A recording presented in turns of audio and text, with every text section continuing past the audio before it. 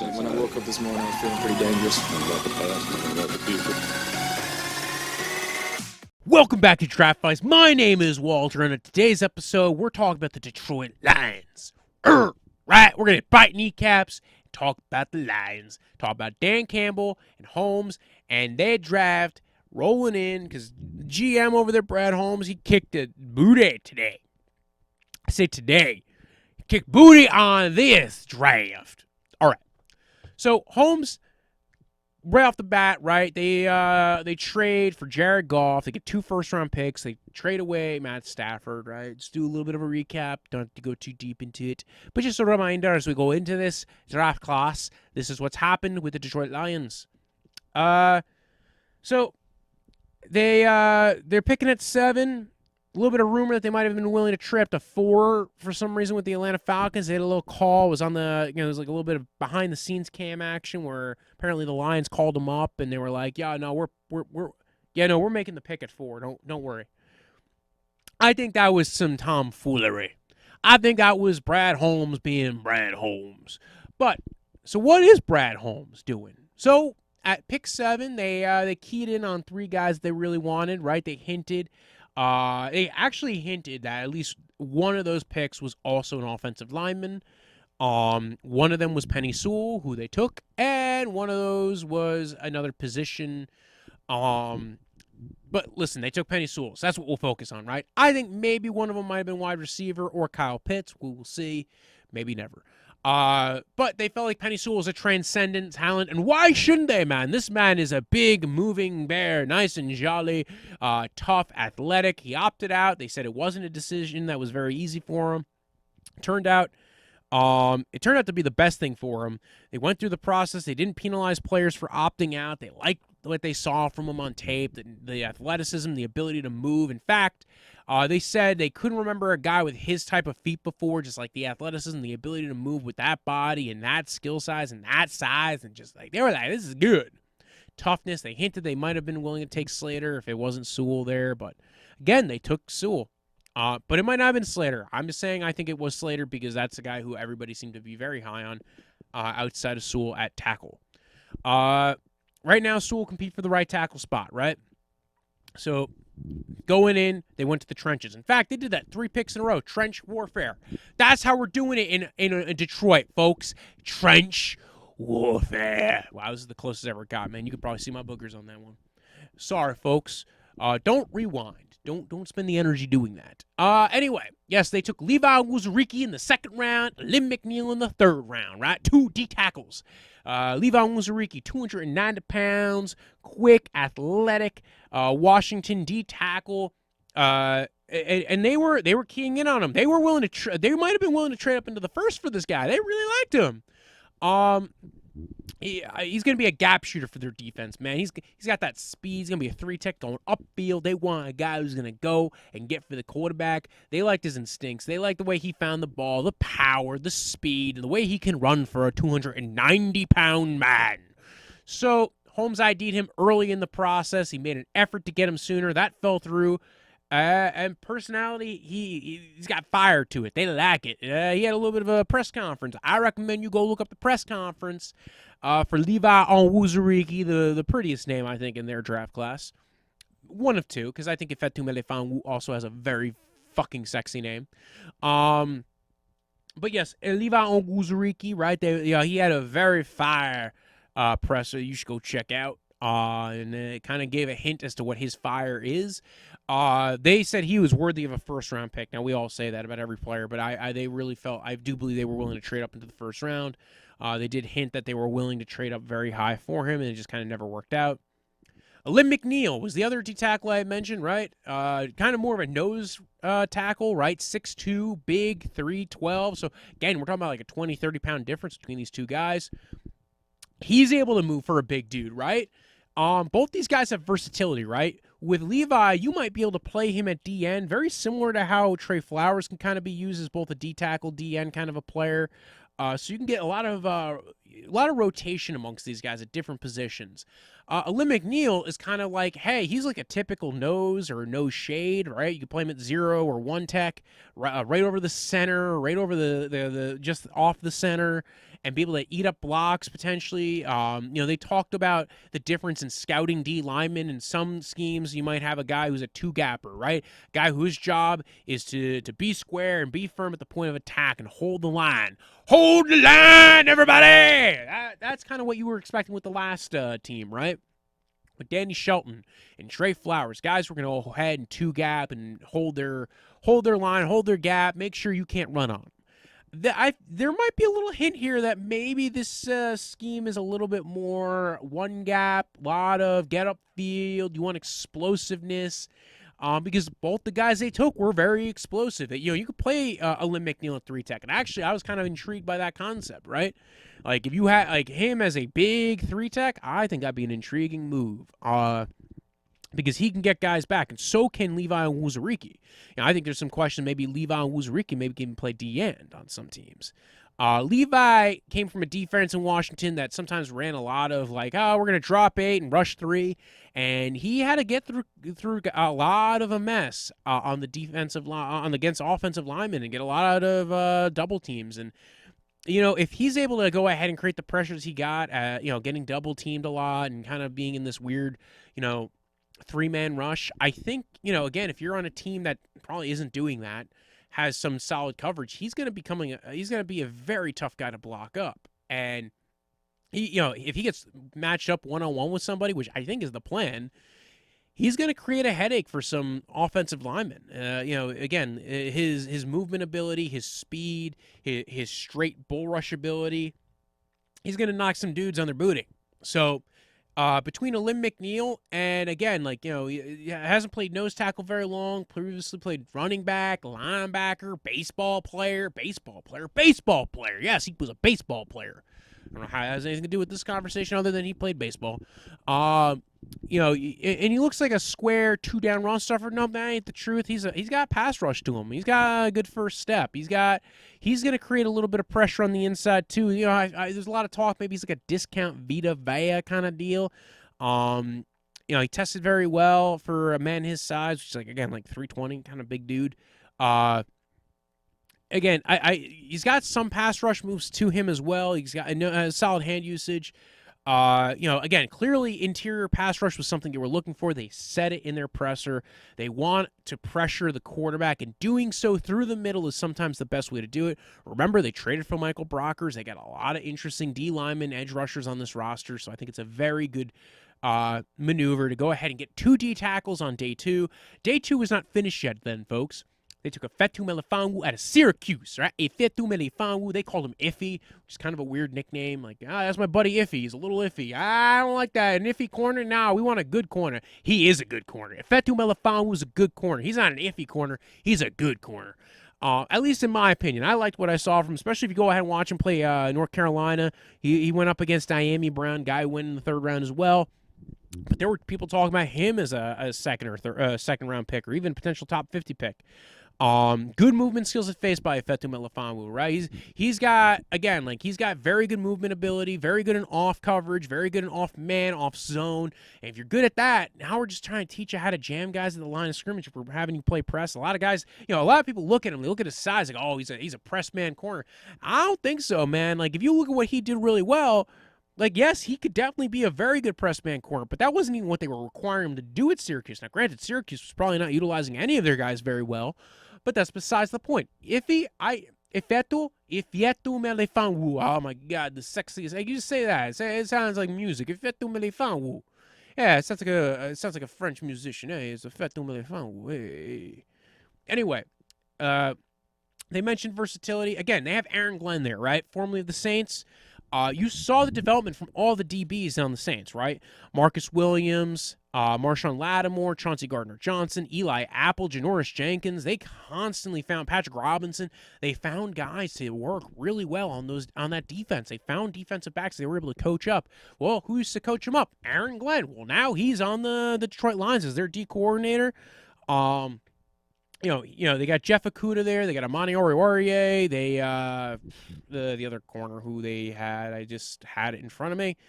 Quentin Dunbar, who they signed in free agency, relatively cheap deal. They have a bunch of really good corners. Corn Elder, Mike Ford, who just sounds like generic corner name. So the corner room there, I kind of like, and again, you're going to get some real development, I think, out of these corners, especially with Ifeatu Melifonwu, who again they didn't expect him to be there at 101. So they took this guy. Again, it's going to be a deep cornerback room, about 4 deep. Do they keep Amani? I think they should, because I think Amani played pretty well for him last year. Yes, it was under, blockhead scheme, but still, like, there are some translatable features, I think, for this defense, especially on the corner room, going forward into what Aaron Glenn might do, because Aaron Glenn came from a defense that did rush the passer really well, but also played a lot of man coverage very well. So, again, versatility they looked at, the movement in space, I dig it, the zone and the man skills. Let's go to day 3, right? They took Amon-Ra St. Brown top of day 3, round 4. Holmes mentioned his first exposure to him was when he was with the Rams. Again, LA Rams out in LA, USC out in Cali. So you get a little bit more exposure with guys in your area, right? So you might have a little bit more familiarity with the teams. A little bit, talking with the people who run the team, some of the coaches and all. So had some familiarity with him. I liked Amon-Ra St. Brown, right? Kind of reminded me of a Juju Smith-Schuster coming out. Maybe not as much size to him. I don't think Juju's that big, to be honest. But a bit more stiffer, a bigger, tougher kind of slot receiver, but could also line up on the outside. They mentioned it. Holmes was talking about his time with the LA Rams. You look at the receivers of the Rams, right? They weren't star guys. They were all high floor guys. They all had players with intangibles and ability and willingness to block, and that's what they like about Amon-Ra St. Brown. They don't just like that he's willing to block. He's actually a very good run blocker. He's savvy. He knows how to run routes. He can play inside. He can play outside. He can play the back, outside and inside at both at the same time. What are we doing here? And in fact, I think he could play very much a Cooper Kupp kind of role in this offense. Again, it's going to be, a lot of, Anthony Lynn did run a lot of similar concepts to what McVay did in LA. And now they also shared a facility for a little bit. I'm not saying that, they shared a stadium anyway. I don't know if they shared a facility, but they shared a stadium. So maybe some of the LA magic wore off on him. He's going to come in, and there was a lot of talk about spread concepts. We'll talk about what Jared Goff said about the offense in a little bit. But again, I like Amon-Ra St. Brown. Stick him in there. Quintus Cephas there. They got Brashad Perriman. They got Tyrell Williams.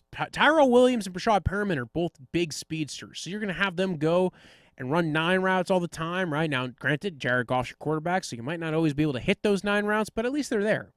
But you'll have a guy like Amon-Ra St. Brown kind of being able to utilize him, maybe move him around the line of scrimmage, be a quasi-tight end. Plus, you will also have a tight end in T.J. Hockenson, who was a top 10 pick, who, again, I think can maybe make a step forward in this year. So I think that was fine. Derrick Barnes, they traded up for him. They go ahead, they trade a 4th rounder next year, got a 7th rounder in this draft class.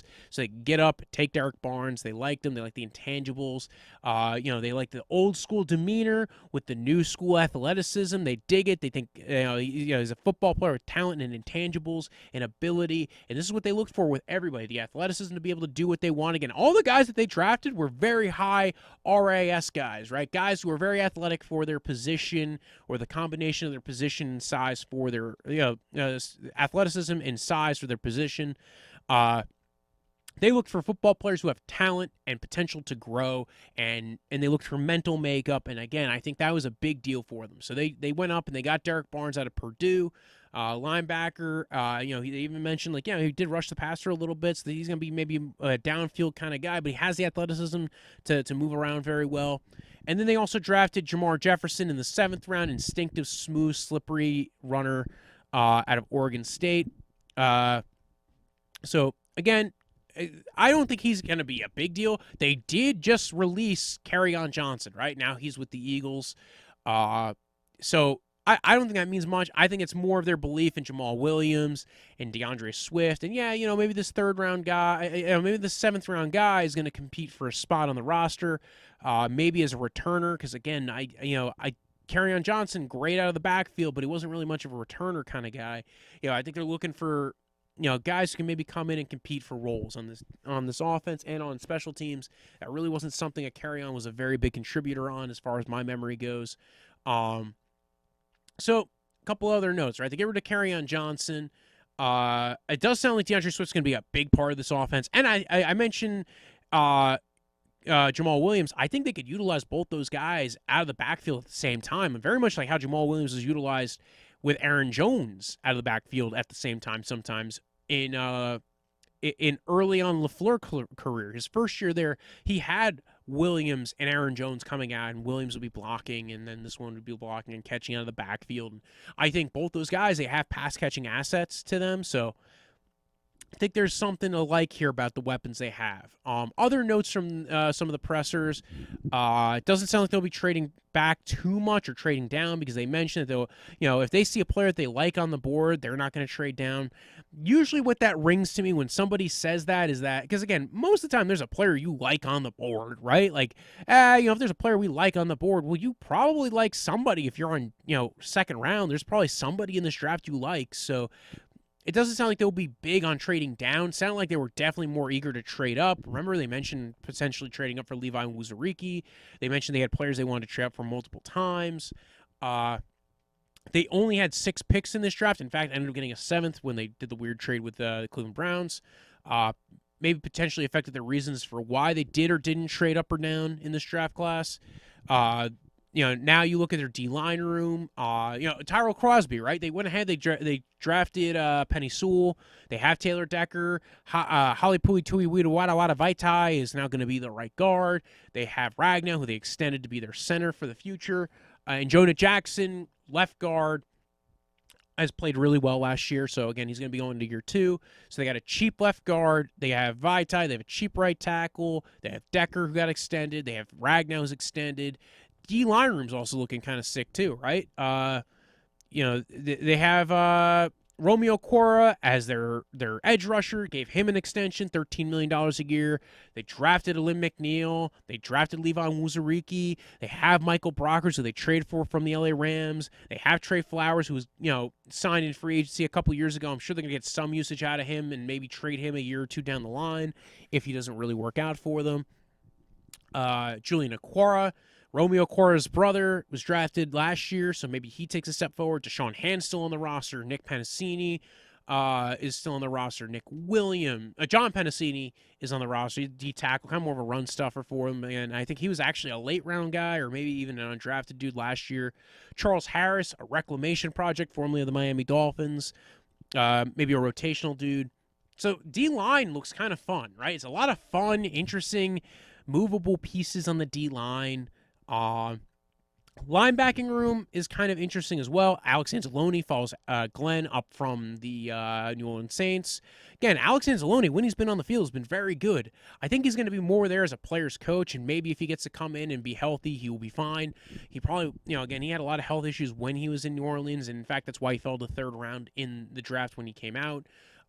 Jamie Collins is still there. He was a free agent signing from a couple years ago. I think they actually had an opportunity to get rid of him. I don't know. I didn't pull that up. Jelani Tavai, guy who they drafted a couple years ago as well. So they have an interesting linebacker room. Derrick Barnes is there. I think the linebacker room's okay. I'm not overly worried about it. Maybe they get like a resurgence for some of these guys. Like a Demario Davis kind of return to style or play. Again, corner room I like a lot, right? When you look at this corner room, Jeff Okudah, Amani Oruwariye, Quentin Dunbar, Ifeatu Melifonwu, Corn Elder, and then you have a guy named Mike Ford. My biggest worry, and the thing that a position I thought they would address sooner in this draft, they never addressed it, to be honest, I think, was safety, and maybe this is why there was a little bit of talk about maybe Ifeatu Melifonwu would be position versatile, maybe play safety for them a little bit. Because Will Harris, Tracy Walker, C.J. Moore, Dean Marlowe, those are the safeties. They're guys who, like, when they got rid of Glover Quinn, like, these were the guys who, like, Patricia was like, these are guys I kind of like on the roster, and they never really did a lot for them. So I am a little intrigued to see what they do as far as safety goes. If somebody gets released, somebody who they kind of like, maybe fits their scheme, or becomes available. Maybe they go after somebody else who can play safety for them. Maybe they do like the guys who are on the roster right now for safety. So, again, I think that they will probably address that position somewhere down the line, if not this year, maybe next year. But defensively, I like the D-line. I like the corner room. Safeties need a little bit of work. Linebackers I'm not too worried about. Let's talk a little bit about the offense, right? Listen, I think it's going to be a fun offense. I really do. I don't know if Jared Goff's the best guy to get the ball to Brashad Perriman and Tyrell Williams and Quintez Cephas, but Amon-Ra St. Brown's going to actually be a very fun piece for them. Williams, Perriman, and Cephas are all going to be, at least Perriman and Williams are going to be deep threats, and Cephas showed a little bit last year. So, again, you have a lot of pieces there. Khalif Raymond, I could see them trying to utilize him as a gadget role kind of guy. So, Geronimo Allison, really kind of more of a guy who we thought was going to be big in Green Bay and then never turned into anything.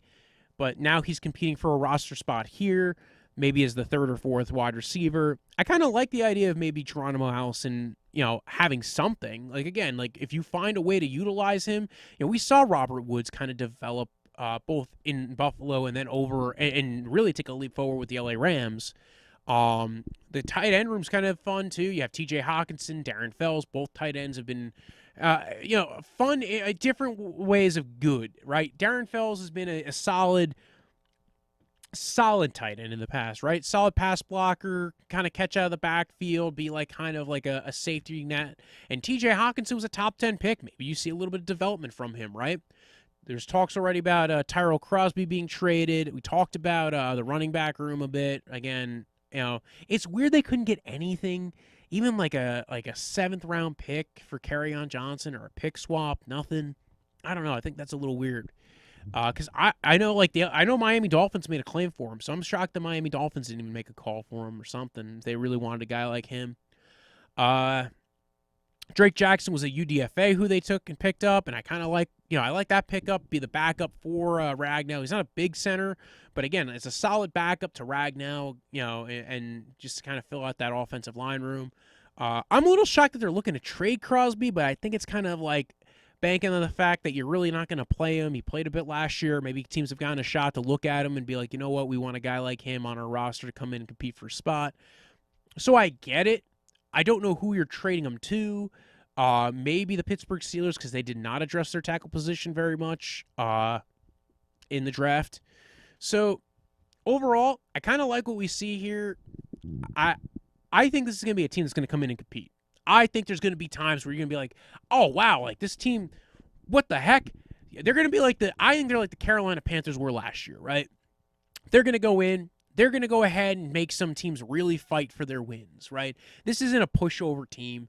I actually think there's some teams that they are way better than. When I look at this roster, I go, I can see ways this roster wins. Like Amon-Ra St. Brown, again, I like the player. Tyrell Williams and Brashad Perriman, like those were guys that, Brashad Perriman was a first-round pick. Tyrell Williams was a free agent bust for the Raiders, but again, he was a big player for the Chargers a few years ago. So again, familiarity with Anthony Lynn. DeAndre Swift, I know they're going to be utilizing him out of the backfield. I think there's going to be a lot of spread concepts. Remember Austin Eckler out in L.A. Now they get DeAndre Swift. I think they're going to utilize him a lot like Austin Eckler, get him a lot of catches out of the backfield. You remember when Anthony Lynn was with the Chargers, again, McCoy got a ton of work, got a lot of catches out of the backfield. I think there's going to be a lot of targeting the running backs, maybe utilizing 2 running backs at a time. Trying to run from the gun, try to go ahead and clear some stuff out. Tyrell Williams and Brashad Perriman are going to go deep and take the top off the defense. Cephas is there. Raymond, I think they're going to use Raymond in some very fun, sexy formations. Overall, and again, they have a very good offensive line. I mentioned it before. Decker, Jackson, Ragnow, Vaitai, Sewell, right? That's a good starting 5. If they're all healthy, that's a good starting 5. Drake Jackson was a good UDFA signing. Tyrell Crosby, Evan Brown. I think they have some depth here. Again, they're talking about trading away Tyrell Crosby. I think it's an opportunity to benefit off of a guy who's coming to the end of his contract. and to be able to get something else. Again, maybe they find a safety they want to trade Tyrell Crosby for. Remember, I said they don't have safeties on this roster. They have a bunch of random names for safety, right? They sound like the names you plug in for like, we're going to stick this name here to cover this position. So, corner room is cool. Linebacker room is interesting. Defensive line is sexy. I actually think the D-line and the offensive line are sexy as hell. And Jared Goff is not horrible, right? Is he outside the top 10? Sure. Is he outside the top 20? I don't think so. So, again, if they get some real usage out of Jamal Williams and DeAndre Swift, I can see this being a very fun team for them. So, either way, Lions, I like what's going on. Keep eating those kneecaps. Just keep it on, man. I like it. Dan Campbell, I like the staff he's put together, right? He went ahead. He got himself Anthony Lynn as an offensive coordinator. Aaron Glenn followed him up from the Saints. Deuce Staley, running backs coach and assistant head coach, right? He was mad. Eagles aren't treating him well. He comes up, joins them. They got Dom Capers as a senior defensive assistant. They got Mark Brunell for quarterbacks coach. This team just looks so good. The offensive line coach from last year stuck around. Hank Fraley, right? There was a lot of talks about him potentially going to some other teams. He decided to stick around, hang out with Dan Campbell, eat some kneecaps. So I like the coaching staff. I like what I've heard. I like what I've seen. All these guys have good athletic profiles for their size and for their position. Overall, I like what the Lions are doing. I'm excited. We should all be excited because it's time to eat some kneecaps, folks. It's Lions time. They might not be a top 10 team this year, but I think they're building. I think this is a lot like Flores' first year. I think it's going to be like that first year might be a little rough, but we're going to get to like year 2, year 3 of this, and we're going to be like, oh, I see what they're doing now. I kind of like it. So, if you want, you can follow the podcast at Draftvice on Twitter, at Draftvice_football on Instagram. You can follow me at BROJO. Death is in the end of life. Punch, like a delicious drink you drink in the summer or winter or fall or just at any party that you're at, as long as you're not part of a cult. And follow, subscribe. Or, you know what? You can drink it at a cult meeting, too. Just make sure there's no cyanide in it. I'm just saying. Follow, subscribe. Share it. Also, tune in on Thursday. Right? Every Thursday, 6 o'clock to 7 o'clock, I'm on Face Off with Facemeyer with Brenda Facemeyer. It is a great show. It incorporates a lot of the talk we do here, but a little bit more off the cuff. There's call-ins, call in. It's a fun show. And outside of that, take care now. Bye-bye, man. When I woke up this morning, I felt pretty dangerous. About the past and about the future.